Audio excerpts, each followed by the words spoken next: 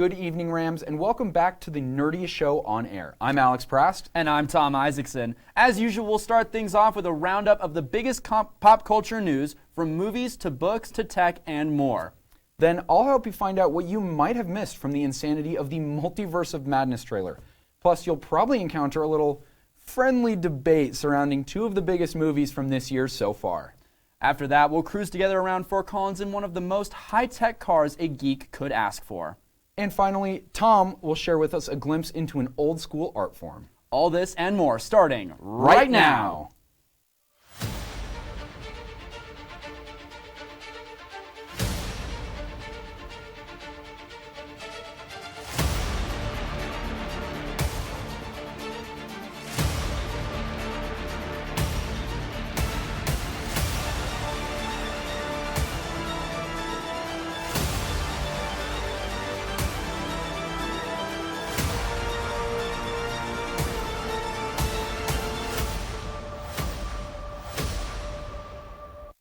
With what seems like a never-ending wait, the months continue to tick down until the fourth season of Stranger Things is released. This new installment of the show will be split up into two parts and followed by the release of Season 5. However, this isn't necessarily great news to the fans of the show. The director and executive producer of Stranger Things has confirmed that the fifth season will be the final season. While our 80s-inspired characters are closing out their adventures in Season 5, there are some who won't be leaving our screens just yet. With spin-off shows already being planned, I don't think Season 5 is going to be the last time we see the Upside Down. Do you have an insatiable need to spend an obscene amount of money on something completely ridiculous? Well, you're in luck, because now we have this. This is the Pandora and Marvel collaboration for collectible jewelry. While the arc reactor piece looks kinda nice, the rest look absolutely ridiculous, and most of them are just charms for a bracelet you'll find uncomfortable in 10 minutes and never wear again. The charms cost between $50 to $90 each. In my professional Marvel jewelry opinion, this is an absolutely ridiculous buy, and that's all I'm allowed to say if I want to keep my job. Flashpoint and Aquaman 2 are both highly anticipated DC movies. But we can't forget about Batgirl. One highlight leak we discovered from this film is the reveal that Michael Keaton's 1989 Batman will make his return, and the only thing that can raise the hype for this would be set photos, which we now have. Keaton was revealed to be back fighting crime in the streets of Gotham with a new suit to match. The original bold yellow bat symbol is prominent on the chest piece, accompanied by the signature shiny turrets of his cowl. We can't wait to see the new suit in action when Batgirl eventually comes out later this year. You know it's a good time to be alive when you get to see Harrison Ford on the big screen once more in his iconic character, Indiana Jones. The fifth installment of the Indiana Jones film series has finally wrapped filming after having major setbacks. Not only did COVID push back filming, but so did an on-set injury that Harrison Ford sustained while filming a fight scene. Thankfully, the whip-cracking actor was able to recover and finish filming this month. However, we still have to wait as this movie isn't set to release until summer of 2023. Oh well, I guess I'll just have to keep rewatching the old movies. Could be worse. Now, I'm all for Disney's classic go-to movies featuring all of our favorite characters from when we were kids. But I've got to say, I would love to see some more mature content on the streaming platform. But it looks like we will get it. Disney has announced its release of more adult-catered content to its platform. These shows and movies include Daredevil, Jessica Jones, Luke Cage, and even classics like West Side Story.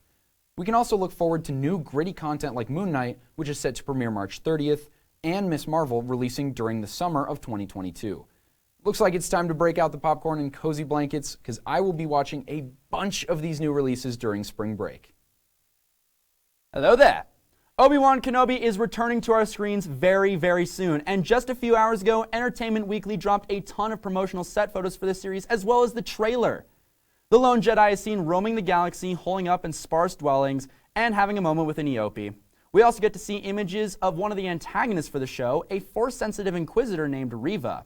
The photos also shared the return of Uncle Owen, Luke Skywalker's former guardian. We cannot wait to see where this series takes one of our favorite Jedi. Though star of the show, Ewan McGregor, discussed how this series will find Obi-Wan broken and faithless, we hope he will find a way to restore his faith in the galaxy. Thor: Love and Thunder is set to unveil a brand new chapter for Chris Hemsworth's God of Thunder. This time around, the Marvel hero will be joined by a slew of old and new allies such as Korg, Valkyrie, the Guardians of the Galaxy, and the return of Natalie Portman's Jane Foster. The team will take on Christian Bale's Gore the God Butcher, a villain known for slaying gods across many mythologies. The newest LEGO Marvel sets offer some small clues into the plot of the film, namely the fact that a battle between Thor and the God Butcher will take place on a ship called the Goat Boat. Now, this doesn't really provide too much useful context. In fact, it may make the plot of this movie seem even more strange. However, we can see that Jane Foster has been dubbed Mighty Thor, and Valkyrie is now called King Valkyrie, which are both pretty neat plot developments. Honestly, we just really need a trailer at this point. The movie comes out in exactly 4 months from today. What's the holdup? Okay, geeks, we're keeping our nerd news brief today because we have a whole lot of exciting content to share with you. But for now, let's take a quick break, then we will dive into a breakdown of the trailer for Marvel's next big movie installment. Stay tuned.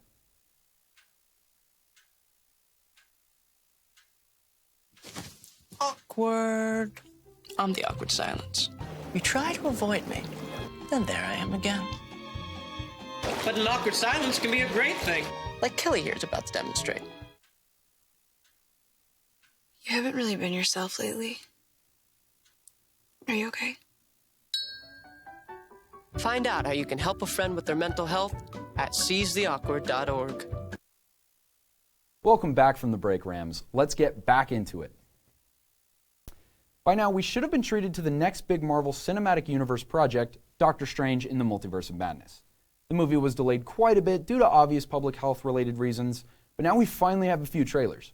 While there were a ton of standout moments, from the return of Dr. Christine Palmer to Doctor Strange's frightening nightmares, there were also moments and details that you might have missed. So let's sling right into it. Doctor Strange in the Multiverse of Madness released its second trailer just a few weeks ago, and there was a lot to unpack. It would take way too long to break down everything shown and teased, so here are the top 5 moments. Let's get right into it. You break the rules. Look out! You become a hero. I do it, I become the enemy.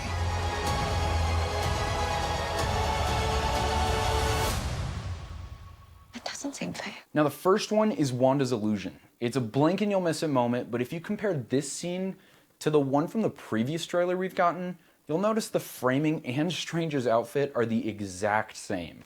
However, it looks like Wanda is now in her Scarlet Witch suit from the end of WandaVision, and all of the cherry blossoms from behind both of them are now ravaged dead trees. This has some interesting visual implications, especially if Wanda's trying to hide things from Strange. I think here we're gonna get a reality can be whatever I want type of moment, like in Infinity War. Moving on.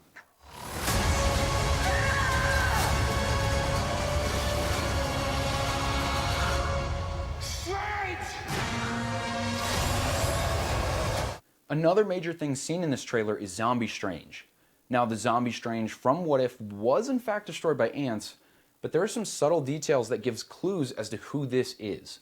During a TV spot for Doctor Strange, which was released at the same time as this trailer, we can see the new character Defender Strange, a variant of the MCU Doctor Strange, with scratch marks all over his face.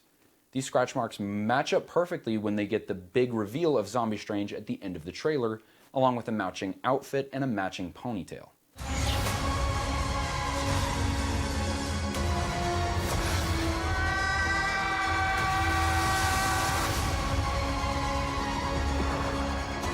Things just got out of hand. Speaking of What If, it looks like we may be getting Doctor Strange Supreme, though it is unconfirmed if this is that specific Strange variant. This was something already seen in the last trailer. However, one character who is now confirmed through the new Doctor Strange poster that also came out at the same time as this trailer is Captain Carter, who seems to be joining the live action scene. Captain Carter is a Captain America variant as seen in the animated series What If. It is unconfirmed if Hayley Atwell will be reprising her role in live action, though I'm sure Marvel roped her back in. Your desecration of reality will not go unpunished.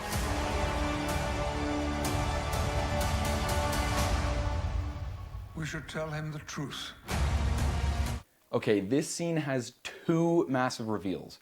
The second biggest reveal of this trailer are the 4 Ultron sentries escorting Doctor Strange. Now, these bots are not glowing blue like Jarvis, and they're not glowing red like Ultron, but instead are glowing a yellowish. A fan theory is that Tom Cruise will show up as an Iron Man variant, specifically a more evil Tony Stark, such as the superior Iron Man.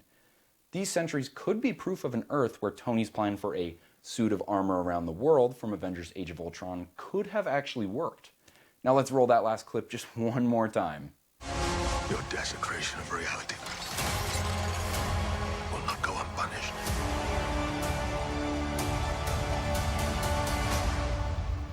We should tell him the truth. Finally, the biggest reveal in the MCU since Spider-Man No Way Home's Friendly Neighborhood Visitors. That bald, out-of-focus head rolling just into frame is exactly who you think it is. That is none other than Patrick Stewart reprising his role as Professor X from the Fox X-Men movies. This is not confirmed to be the original Professor X we've seen before, which is a little funky too, with all the confusing time travel as well as the alternate timelines, such as the movie Logan, but I digress. This could be a new variant of Professor X entirely, even potentially being a live-action version of the animated X-Men show, which is coming to Disney Plus around 2023, being renamed as X-Men 97. As fans of No Way Home are most recently familiar with, Marvel is very cautious with how much they show in trailers, going so far as to have completely altered and fabricated footage just to throw off obsessive fans such as myself.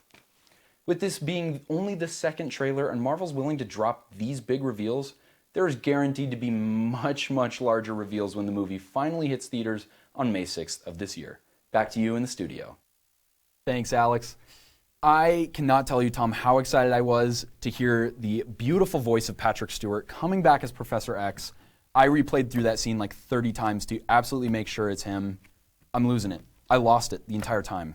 I'm really excited. I'm a huge Doctor Strange nerd. I was a huge Iron Man nerd, and now I can't be because he's dead. But now I'm a huge Doctor Strange nerd, seeing all the Supreme Strange, the Zombie Strange, everything with What If, because that was a show I really enjoyed. I loved What If. And I'm really excited to see Doctor Strange and Wanda come back. She was awesome in WandaVision. I cannot wait to see what she does with the Darkhold. Maybe we'll see the return of Tommy and her other kid that I'm forgetting the name of, the Wonder Twins.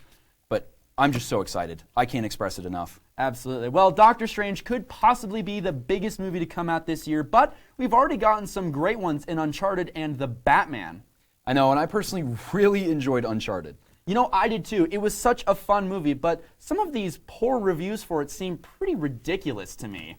Can't agree more. I can't agree more. I loved it so much, and, you know, being a longtime fan of Naughty Dog, I love Last of Us and I love Uncharted. I'm worried about the Last of Us show, because it needs to be so in-depth. But you look at Uncharted, it has to be fun, it has to have lots of action, and it has to have, you know, witty Nathan Drake. And that's all it had. That's all it needed to be. Absolutely. I completely agree with that. You know, I think that a lot of these film snobs sitting in California need to shut down their blog posts, stop sipping espressos, and just go to the movies and have a little bit of fun. Just have a little fun. Exactly. No one was claiming Uncharted was going to be a, you know, masterful piece of cinema. It wasn't going to be a great art piece. It was just going to be a fun blockbuster. It was pirate ships hanging from helicopters fighting. Like, what's cooler than that? Just go and have fun. It's that's an all eye that's candy needed. piece. Absolutely. Well, no matter how right we completely are or how wrong these poor reviews are, we can at least agree that The Batman was one of the greatest superhero movies ever made. Anyway, after the break, Actually, Alex, I have a few things I would like to say about The Batman. I think the hype online about this being one of the most realistic Batman movies has gone a little too far. Things with the camera eye contact things, that's not realistic. That doesn't actually exist. That technology doesn't exist and won't exist for maybe 100 years. That's a fair point, but I have kind of a counterpoint for you. It's more realistic in the sense that every time we've seen Batman in any of the movies, the moment he's Batman. He's perfect. He's flawless. He makes no mistakes. But in this movie, he has a lot of flaws. It really humanizes him. I mean, this is only the second year he's been running around dressed as a bat. And, you know, he crashes into things. He hurts himself. He looks like an idiot at times, and it really humanizes the character, feeling like, okay, now I can actually see a rich playboy dressing up as a bat and jumping off of a rooftop. No, I agree. And, you know, like I said, it's not realistic in the sense of, you know, oh, it's taking place in our world. And, you know, Batman is always a little bit of goofiness. But I don't want that to discount the fact that this was a phenomenal movie. A little slow at some parts, little long. I loved the speed, though. The slowness was perfect for me because it was based off the Long Halloween comic, which is a detective comic through and through. which is perfect for Batman. I feel like we've gotten all these action movies of Batman where it's him versus the villain, not Batman investigating. He should be the world's greatest detective first and a crime fighter second, because that's how he faces crimes and helps with that kind of thing. Absolutely, I kind of agree with that. You know, Alex, I got a question for you. What do we and Bruce Wayne have in common from The Dark Knight Rises? And what might that be, Tom? We're going to be right back after this quick break.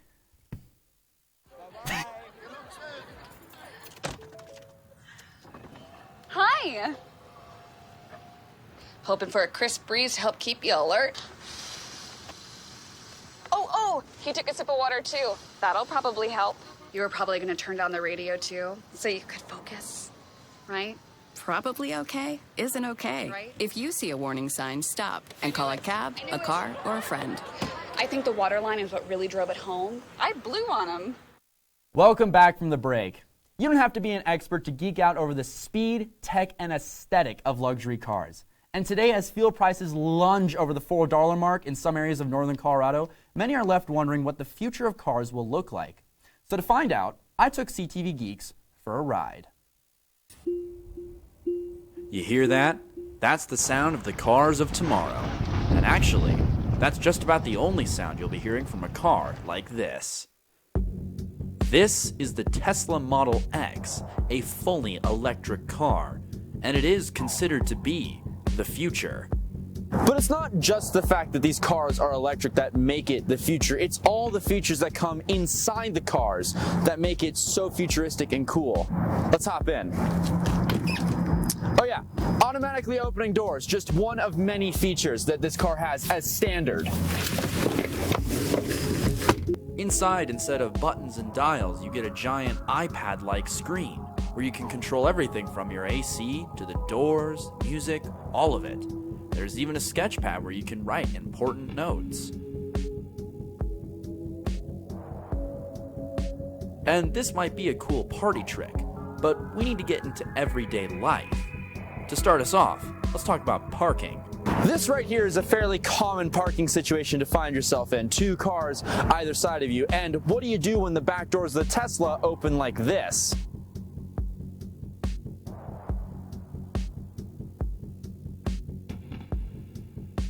So when the car doors open up and like this, do they just destroy the other two cars either side of you?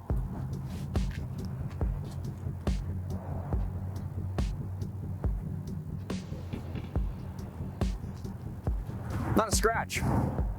Now, what about range? Well, on the Model X, full charge will get you about 200 miles, but Tesla themselves actually only recommends that you charge it to about 80% capacity, which means you'll really be getting anywhere from 140 to 160 miles. So, what if you need to go further than that?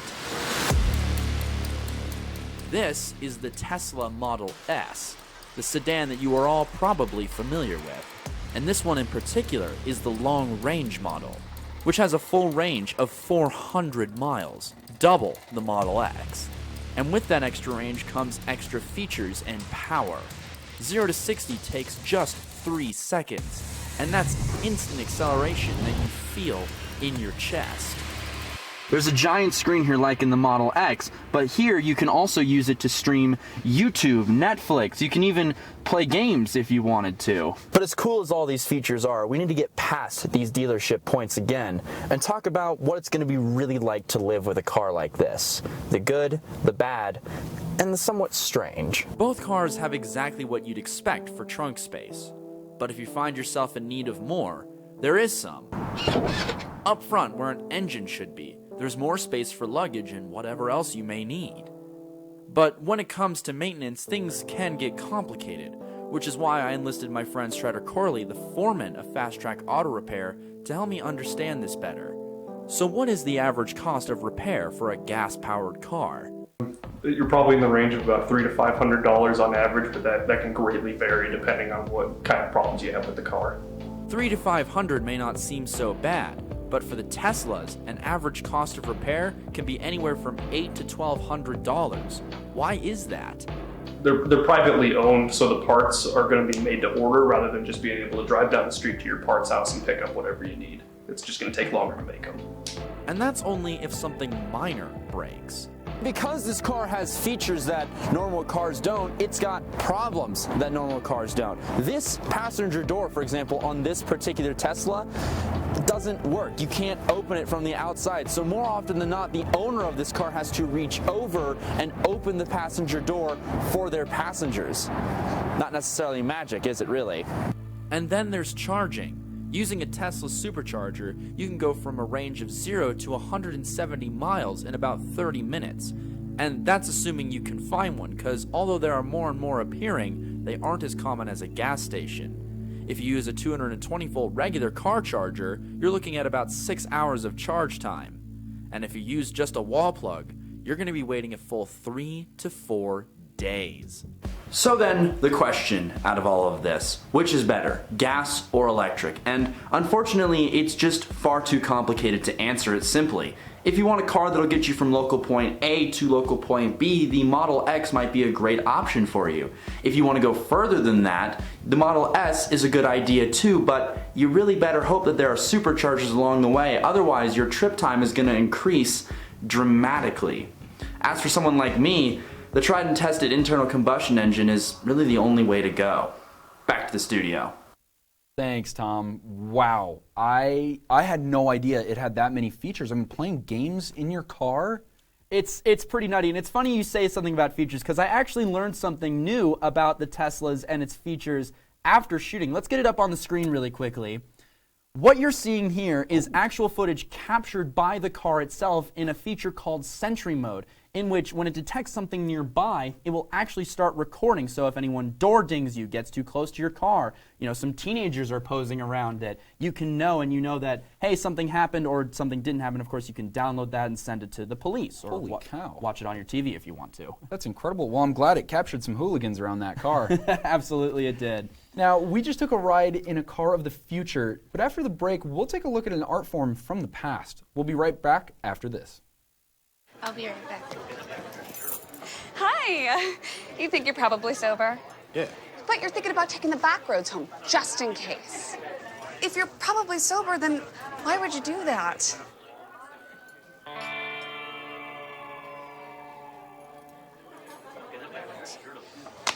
Good choice. Probably okay isn't okay. If you see a warning sign, stop and call a cab, a car, or a friend. That's a full glass of wine. I'll be chatting you later. Welcome back from the break. As a centuries-old art form, blacksmithing is not so easy to get rid of, and local craftsman Raven Hammer is dedicated to the preservation of this art. There's just something about a man and his tools. And this is Raven Hammer, a man, his tools, and a passion as hot as his forge. A few years ago, I looked over at my wife and was like, hey, I want to be a blacksmith. And she was like, okay, do it. So I researched it and was like, all right, how do we do this? This is very intimidating. How do I get going in this? And my first forge, I dug a hole in the backyard, filled it full of lump coal, stuck a hairdryer to it, grabbed a cinder block, and went to work. The cinder block was my anvil, and I don't recommend that, but that's called wanting it. And Raven does more than just make things. He shows them too. So I do regular shows. I at the very least have one show a month at First Friday at the Lyric, Fort Collins. What I'm trying to do in a show is I'm trying to captivate the audience to where, one, they want to watch me do my work. They also want to tip me for my work. But the real goal is to get them to be like, oh my God, this is awesome, I want to try. And then as soon as I see on their face, I want to try this, I will turn everything over to them during the show. But his heart is with his craft, and encouraging others to not only share his passion, but to follow theirs as well. Basically, the message there is not even for blacksmithing. Chase your dreams, dadgummit. Like, if you want to do it, and don't let anybody say that you can't do it. Just, use that as fuel, because that's what I've done here, starting with nothing, starting with a hole in the ground and a cinder block, and no smithy. I'm now here in a complete smithy with all the stuff I need to do this inside of a year. There you go. Now you act like a blacksmith. I certainly felt like a blacksmith, but man, is that harder than it looks. Those hammers are heavy, and it's really hard to hit that precise target. Oh yeah, absolutely. I think one of my favorite parts seeing that, I love seeing the passion he has. Like, it takes so much to blacksmith, and way more than I thought it was, and I love seeing that he's putting in the work and time. You can tell he loves what he does. I just love that so much. Oh, absolutely. He's one of the coolest people I've ever met so far. I'm not surprised. I wish I got to meet him. Well, I'd like to give a huge thanks to Raven Hammer for letting me come out and check out his passion. If you want to see what else he's doing, you can check out his website to learn more at lifecraftcolorado.com. Big thanks to Max Hogan as well for helping me find out more about this. You can read his article on Raven in the Collegian newspaper. Well, Rams, we've had a great time with you all tonight, but now it's time to hammer it home and say our goodbyes. We will catch you for all things nerdy on our next show, April 13th. Now, we've said goodbye before, so it stands to reason that we will say hello again. Until then, thanks for tuning in, have a great night, and stay classy, Rams.